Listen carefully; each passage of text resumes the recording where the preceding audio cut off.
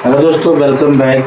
इसके पहले मैंने आपको डाइजेशन में टीथ के बारे में बताया था, तो अभी हमारा डाइजेशन ही चल रहा है। इसके पहले मैंने आपको टीथ को डिटेल्स में बता दिया था। अब हमारे बक्कल कैविटी में टीथ आता है और दूसरा सलाइवा आती है। मीन्स इसमें 3 प्रकार के ऑर्गन जो है आपको देखने को मिल रहे हैं।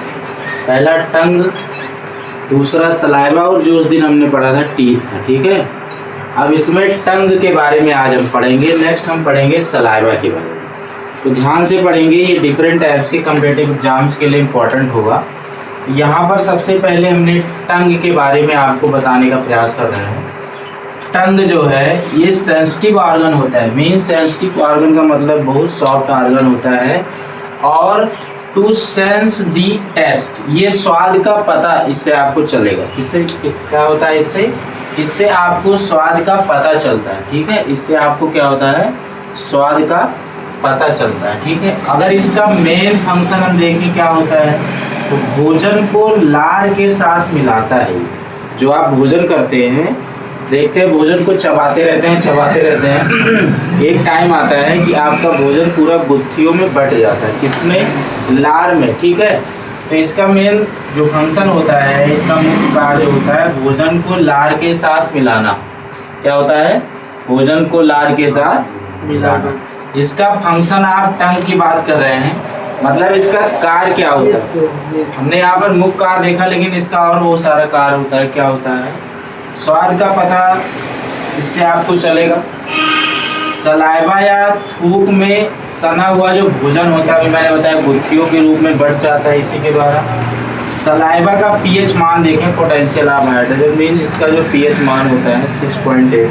ठीक, अब इसमें जो जीभ आप देखते हैं, जीभ के कुछ भाग होते हैं, अग्र भाग, मध्य भाग और पश्च भाग और साइड के भाग। यहाँ पर जीभ के पीछे वाला जो भाग होगा, जीभ का एकदम पीछे वाला जो भाग होगा, ये कड़वाहट को बताता है। किसको, और जो मध्य भाग होता है, मध्य मतलब जो बीच का भाग होता है, इससे आपको नमकीन का पता चलता है कि आपका भोजन नमकीन है। ठीक है, और जो एकदम आगे वाला भाग होता है, जो अग्र भाग होता है, क्वेश्चन पूछा जाता है आपसे, तो इससे मीठे का अनुभव होता है। किससे होता है, मीठे का अनुभव होता है।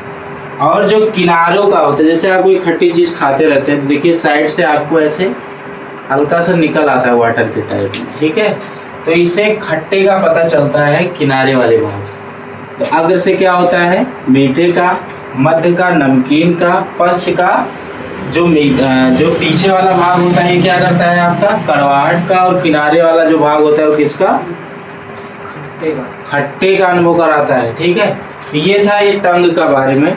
नेक्स्ट सलाइवा क्या होती है, जो लार होती है, ये सबसे बड़ी लार ग्रंथ मानी जाती है। सबसे बड़ी जो होती है लार ग्रंथ ये। ठीक है, पूरे दिन की बात करें में 24 घंटे में अगर हम बात करें कितनी लार बनती है, कितनी लार बनेगी, तो 1 लीटर से बन सकती है 1.5, यानी कि 1.5 लीटर। कितना, 1.5 लीटर लार बनती है। अब इसका मेन फंक्शन क्या होता है सलाइवा, तो सलाइवा क्या करती है, सलाइवा का मेन सोर्स क्या होता है आपको देखा है।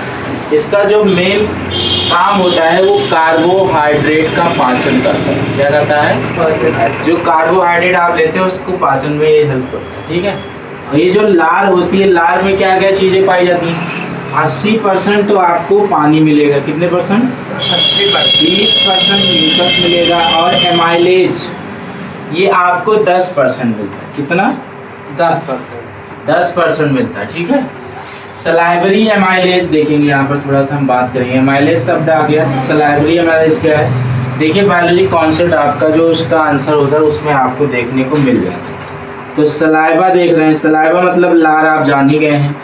ठीक है, एमाइल का मतलब क्या होता है, एमाइल का मतलब होता है कार्बोहाइड्रेट। ये सभी मैंने बताया, कार्बोहाइड्रेट का पाचन करता है। ठीक है, और एज का मतलब क्या होता है, ब्रेक करना, मतलब आप जो कार्बोहाइड्रेट लेते हैं वो लार के द्वारा ब्रेक होता है। क्या होता है, ब्रेक, तोड़ने का काम करता है, तभी तो आपका भोजन अंदर जाएगा। अब देखिए ये सब क्या है, सलाइवरी एमाइलेज, फिर क्या करता है, ये मल्टोज बनाएगा। क्या बनाता है, मल्टोज, और मल्टोज से क्या बन जाता है, ग्लूकोज। नहीं तो हमको रोज ग्लूकोज लगवाना पड़े। ठीक है, नेक्स्ट के वीडियो में हम आगे का डाइजेशन पढ़ेंगे।